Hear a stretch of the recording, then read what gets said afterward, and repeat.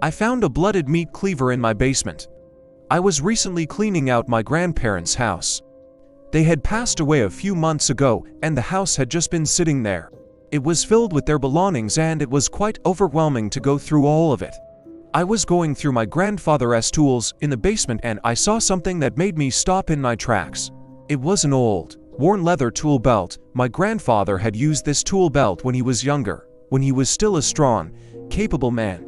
And it brought back so many memories of him working around the house, fixing things, building things. As I looked at the tool belt, I felt a sense of sadness, but also a sense of pride. My grandfather had been a hard worker all his life, and this tool belt was a symbol of that. But then I saw it. There was a small, barely noticeable slit in the tool belt. And when I reached over to open it, my fingers touched something wet and cold. I pulled my hand back and looked at it. There was a large amount of blood on my fingers. I don't know how long I stood there staring at the blood, but it seemed like an eternity.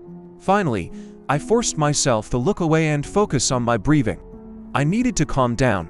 I needed to figure out what was going on. I took a deep breath and reached for the tool belt again. This time, I was more careful. I slowly opened the slit and pulled out whatever was inside. It wasn't a tool, it was a human heart. I screamed and dropped the heart. It landed on the floor with a thud. I backed away from the tool belt, my eyes wide with terror. What was this thing doing in my grandfather's tool belt? Why was it covered in blood? I don't remember much after that. The next thing I knew, I was sitting on the floor with the blooded meat cleaver beside me. I must have picked it up off the floor and was just staring at it in shock. I don't want to be too dramatic, but finding that heart in the tool belt, seeing the blood, it was like something out of a horror movie. It was terrifying. It took me a long time to calm down, and even now, as I sit here trying to write this story, my hands are shaking. I don't know what that heart was doing in my grandfather's tool belt. I don't know whose heart it was.